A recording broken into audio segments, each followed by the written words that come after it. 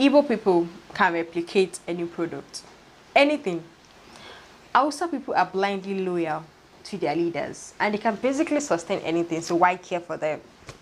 Yoruba people are loud and they are not loyal because they are always with the winner, and if the winner turns into the loser, is a bye-bye.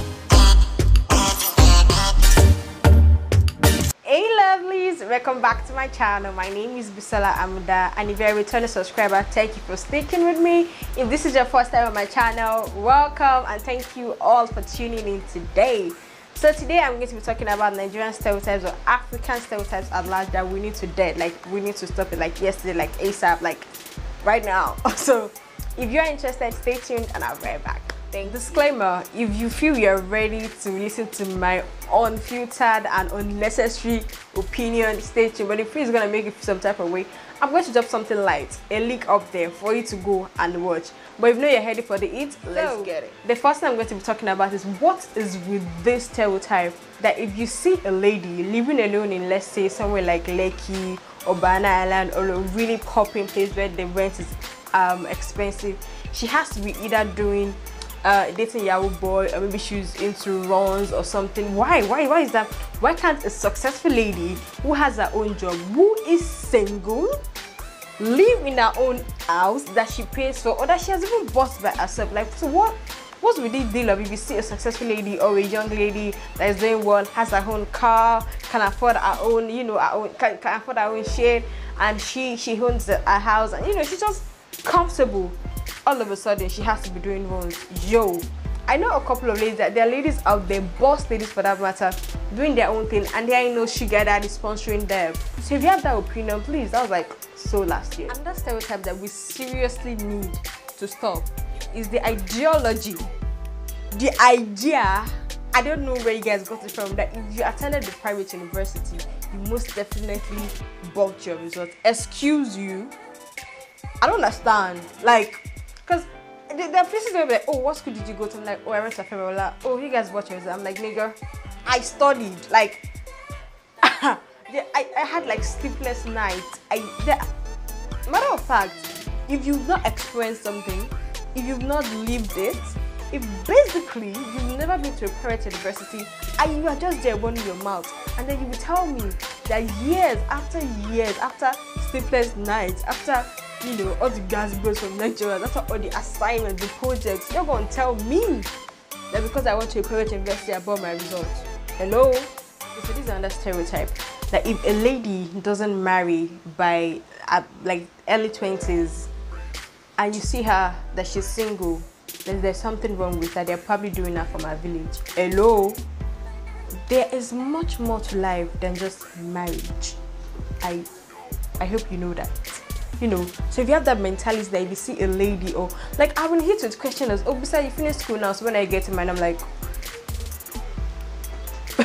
excuse you, marriage, yeah, as in wedding.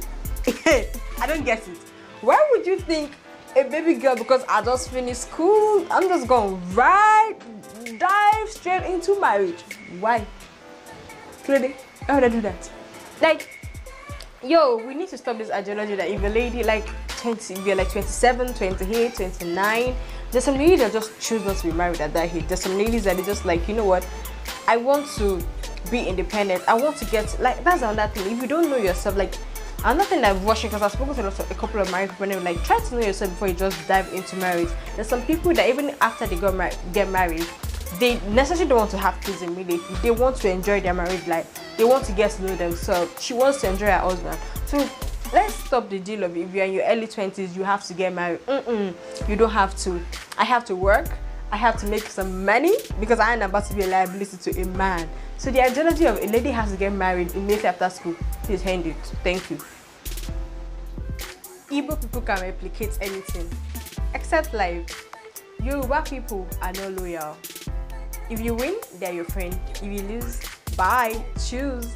Then this another one says that Hausa people can live anywhere, even under the rock. So you definitely don't need to care about them or provide for them. Now this is a stereotype that we need to dead.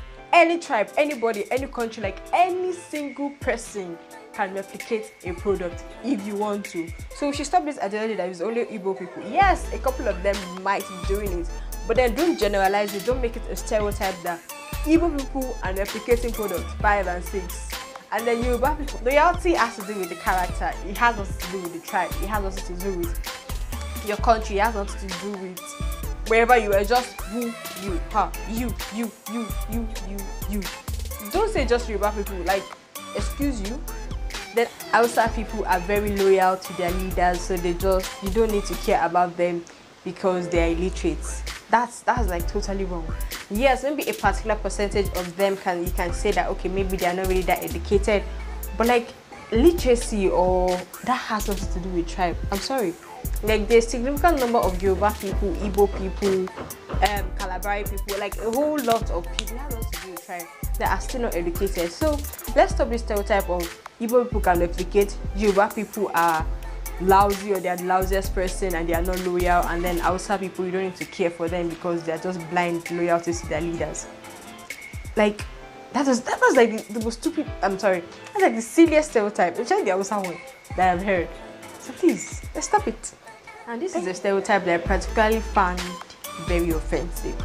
It's like, just because I am African, because I'm Nigerian, I am supposed to know every other Nigerian person. So there was this person I met, and he was like, "Oh, you're from Nigeria?" I was like, "Oh, yes." And he was like, "Oh, that's easy. Do you know what I think he said? Do I know Daniel Adekule or something? I can't remember. I can remember Adekule, but I can't remember the first name." I was like, "Daniel Adekule from where?" I was like, "Oh, he's in Nigeria." I'm like, "Oh, I'm supposed to know him. Why?" He's like, "Oh, are you not from Nigeria?" I'm like, "Yes, a country with millions of people." And trust me, there can be about 10 people with the same name. I mean, I can remember when I went to do my what's this thing called? This is a common entrance. And this guy went to and they were calling the results. And they called like my full name. I'm Dakaso Abisala. And this girl were literally dragging me because that's her name and that's my name. So like, yo, they have, like, you can meet another Nigerian and then you can say, "Oh, do you know Bisola?" I'm like, "Oh yeah, I know her." But it could be a totally different Bisola. That's someone totally different from me.